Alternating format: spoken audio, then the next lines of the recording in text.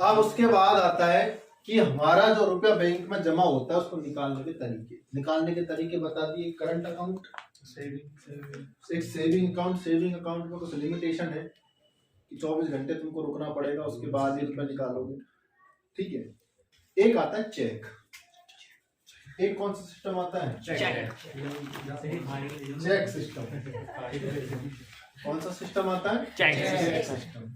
Check system में क्या है कि देखो, जो बच्चे जिसके चेक नहीं होते ना, वो है ना, जैसे मान लो इसका अकाउंट खुला हुआ है, चेक बुक आजकल मिल जाती है। बस जो बैंकों के जो नियम है वो तुमने अगर फॉलो कर रखे हैं कि अपने अकाउंट में इतने मिनिमम होने चाहिए, इतने मिनिमम अगर है अकाउंट में, अलग अलग बैंक की अलग अलग अमाउंट फिक्स कर रखा है कि इतने अकाउंट में रुपए होंगे तभी आपको चेक बुक मिलेगी। तो अगर उतना रुपया है तो तुम्हें चेक बुक मिल जाती है। आज बच्चे अपन ने ना कभी चेक बुक यूज नहीं करी, तो क्या जिसके पास चेक बुक होता है ना, अपने दिमाग में ऑटोमेटिक आता है रुपया वाला है, इसके पास चेक है। हालांकि बात वो नहीं है, 4000 रुपए वाला भी चेक रख सकता है चेक बुक। पेमेंट करने का तरीका है, चेक से भुगतान किया जा सकता है। चेक से भी किसी भी को, कोई भी हो, चाहे सेलर हो, चाहे बायर हो, चाहे खरीदने वाला हो, चाहे बेचने वाला हो, वो पेमेंट अपना चेक से कर सकता है।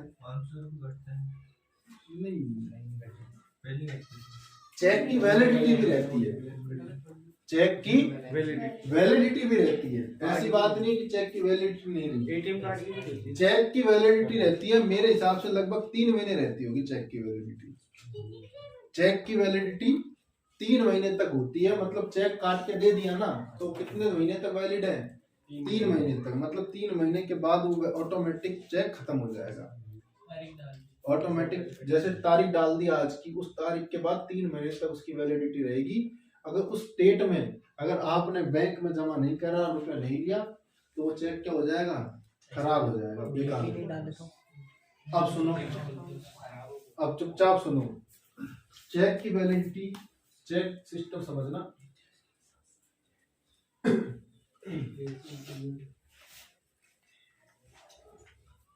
देखो, तुम्हें प्रारूप दे रखा है, ऊपर दे रखा है पे, जिसका कैंडिडेट होता है ना उसका नाम, उसके बाद कितना पेमेंट करना है उसका एरिया दे रखा है उसमें लिखने के लिए, ठीक, कॉलम दे रखा है। और एक तुम्हारा अकाउंट नंबर का कॉलम अलग से आता है, ठीक है। जिसको पेमेंट देना है उसका अलग कॉलम है, जिसको पेमेंट कितना देना है उसका अलग कॉलम है, ठीक है। और हिंदी में या इंग्लिश में, ऐसी बात नहीं कि इंग्लिश में लिखो, हिंदी और इंग्लिश दोनों में लिख सकते हो। उसके बाद तुमको संख्या गणित में भी लिखना है, उसका कॉलम अलग है। अकाउंट नंबर जो लिखा होता है उसका कॉलम ऑलरेडी आता है, तुम्हें लिखने की जरूरत नहीं पड़ती, ठीक है। इसके बाद किस बैंक का है उसकी सील आती है, किस बैंक का है उसकी क्या आती है? सील आती है। और उसके बाद जब अगर तुम किसी को पेमेंट कर रहे हो चेक से, तो उस चेक पर तुम्हारे साइन होने चाहिए। उस चेक पर क्या होने चाहिए? साइन होने चाहिए। ऐसा क्या आता है? प्रारूप आता है। ऐसा क्या आता है?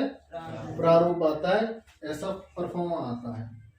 नीचे चेक नंबर लिखा होता है, नीचे क्या लिखा होता है? चेक नंबर लिखा होता है। और उसके नीचे चेक संख्या चलती है। चेक मतलब कौन से नंबर के चल रहा है उसका कोड होता है।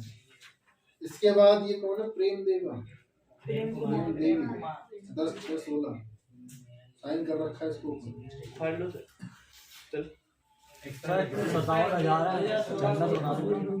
अब इसके बाद क्या है कि ये चेक जो सिस्टम है, इस चेक से एक फायदा है।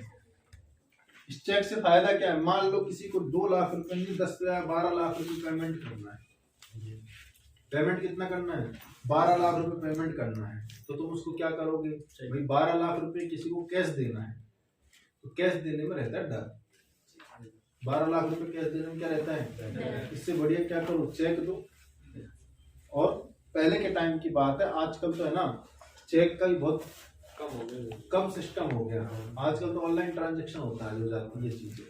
लेकिन क्या है कि जब लिमिट से ज्यादा से 5 लाख पर टैक्स लग जाता है, कोई टैक्स नहीं चुकाता है, वो 10-12 लाख रुपए देगा तो फिर तो नौ दिक्कत में होगी कि नहीं होगी। लेकिन अगर जो बिल्कुल सही है, सरकार के जितने भी गवर्नमेंट के जितने भी रूल्स फॉलो करके चल रहा है वो, उसको कोई दिक्कत नहीं है, और जो फॉलो नहीं कर रहा उसको दिक्कत है।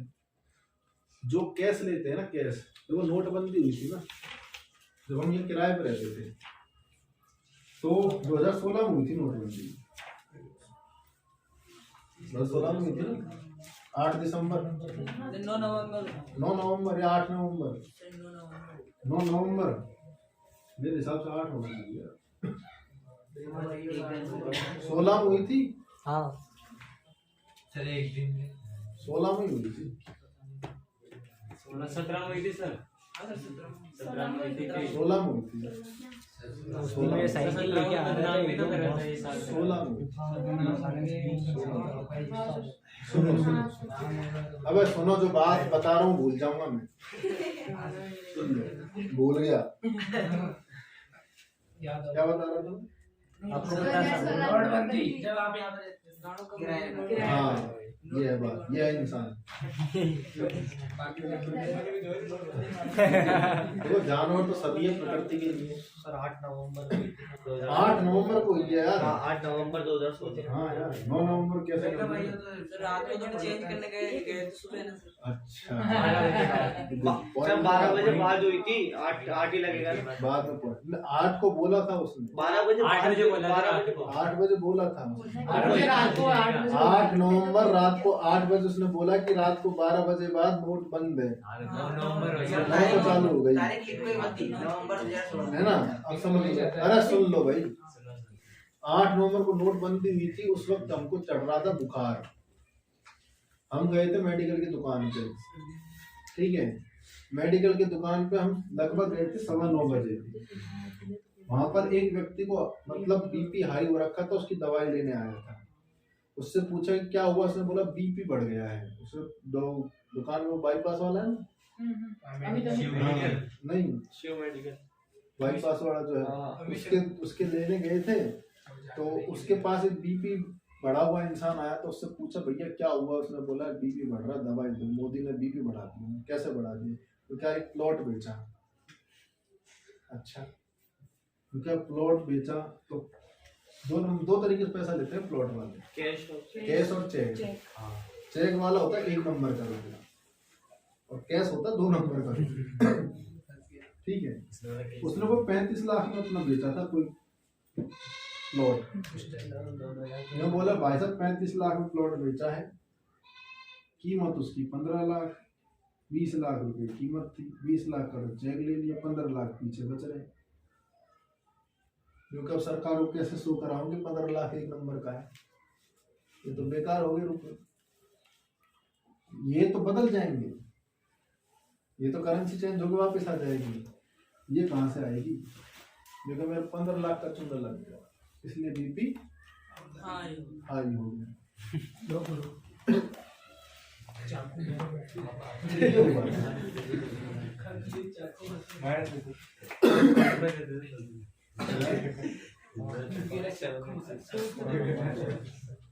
हमको नहीं देता। देखो कोई भी व्यक्ति जो होता है ना, वो कितना ही कमा ले, कभी किसी को नहीं देगा, कभी भी, कभी किसी को नहीं देगा। ये अजमेर दरगाह है ना, यहाँ पर ये जो पड़े रहते हैं भीख के लिए, वो अभी मरा था एक भिखारी, हाँ 18 लाख रुपए में निकले हैं उसके घर में, सोच लो, सोच लो। तो इसलिए इसको खाली है, उसमें फॉर्म की भी जरूरत नहीं लगती, बस थोड़ी सी ट्रेनिंग की जरूरत पड़ती है, मांगना कैसे, ठीक है, बस वो ट्रेनिंग की जरूरत है, मांगना कैसे, बाकी स्कोप अच्छा है। अरे मुंबई का एक ऐसा है जो तुम यार तुम वो फरारी है उसके पास, भिखारी के पास फरारी से आता है, कपड़े चेंज करता है, हाँ, और उसके बाद वहाँ पे बैठता है भीख मांगने, जो उसकी कार आती है उसको लेने आती है, भाई वो उसका प्रोफेशन है, उसका बिजनेस है, ड्राइवर उसका पर्सनल। तो इसलिए बोल रहा हूँ स्कोप है।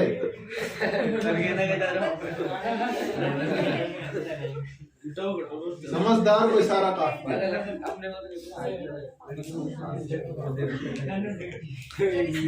क्या बोल रहे हैं सर? क्या बोल रहे हैं? लड़कों को बोलते हैं तुम्हारा हाथ पैर है, लड़कियों को देते किसी को नहीं देते आजकल। ये किसकी थी? ये इधर से ये नहीं लगा। यहाँ अदरक नहीं जा रही है। ये बंद कर। अब आता है बैंक की ऋण संबंधी गतिविधियां। देखो सबका अपना, सब बैंकों का अपना अपना ब्याज होता है। जैसे शायद स्टेट बैंक तो शायद SBI तो 60% देती है कुछ सालाना, शायद मेरे हिसाब से। SBI 7.5% देती है, तुम्हारे रुपए का 7.5%, 6.5 देती है। 6.75 या कुछ ऐसे ही। मेरे को इनका नहीं पता देगा। अब या तो चुप रहो। रेट ऑफ इंटरेस्ट मतलब ब्याज देती है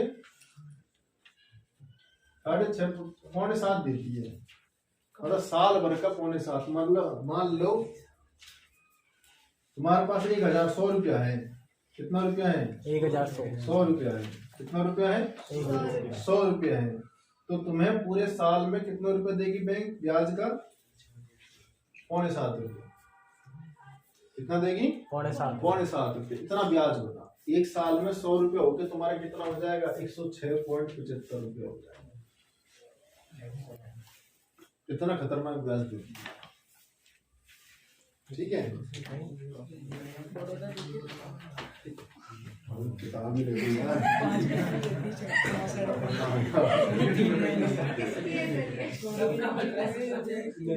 बैंकों की कहानी को आगे बढ़ाते हैं।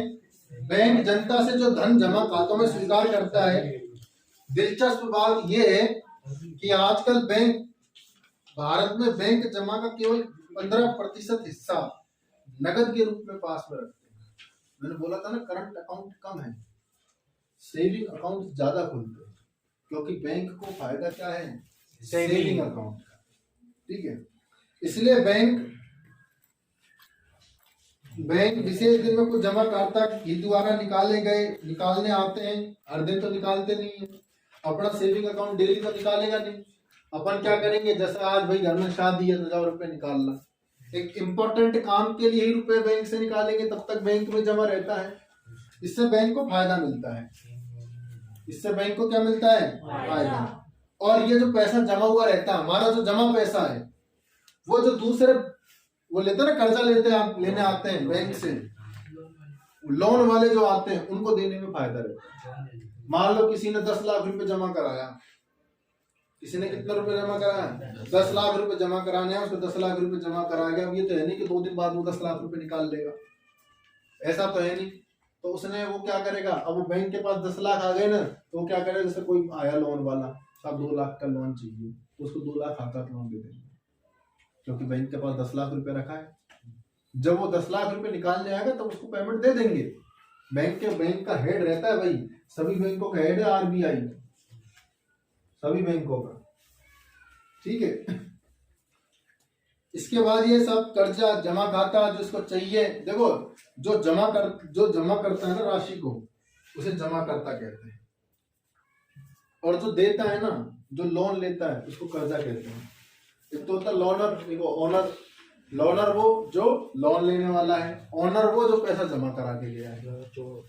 ये तो बात थी करेंसी की। इसकी बात थी करेंसी की। अब पढ़ेंगे अपन साख, क्रेडिट। क्या पढ़ेंगे? क्रेडिट। देखो क्रेडिट मतलब एक तरीके से होता है कर्जा। क्रेडिट मतलब एक तरीके से क्या होता है? कर्जा। इसलिए ना हमने अपने हिसाब से बैंक के खोलेंगे। एक तो देखो कर्जा कौन देती है, एक तो कर्जा देती है खुद बैंक। एक तो कर्जा कौन देती है? खुद बैंक। एक और कर्जा देती है जिसे तुम क्या बोलते हो? बीसी, ठीक है, जिसको हिंदी में बोलते हैं चिट फंड योजना। चिट फंड, चिट फंड का मतलब है चिट द्वारा पता लगाया जाता है कि किसकी आज लॉटरी निकली है। चिट द्वारा पता लगाया जाता है कि किसकी लॉटरी आज निकली है, उसको कहते हैं चिट फंड। चिट के द्वारा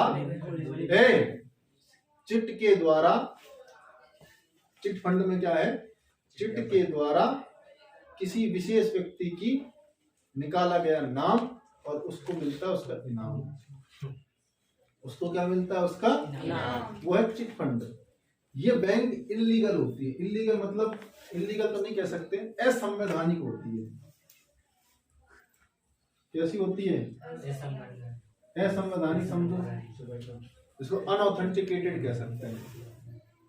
अब समझो, तुम्हारे गाँव महापुराम में आ गया, रहने आ गया, सबका विश्वास जीत लिया, सबने बोला है ग्रुप में अपन 50 का ग्रुप बना लेते हैं और सब पैसा अपना इकट्ठा करेंगे, बीसी भरेंगे और जब जिसको जरूरत होगी उसको पैसा दे देंगे, वो धीरे धीरे पैसा वापस। ये होता है ना बीसी में, ये होता है। तुमने दे दिया मेरे को और मैं दूसरे दिन गायब। थोड़ी क्या रहा, अब कौन पकड़ेगा मेरे को? अब कौन पकड़ेगा? असंवैधानिक है। कहाँ चोरी करी? कहीं चोरी करी तो तुमने पैसा दिया था मुझे, लिखा पढ़ी हुई कहीं? कोई लिखा पढ़ी नहीं हुई।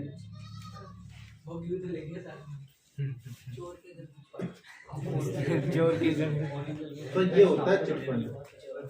यहाँ का भी डाका डालने की सोचना एक बार,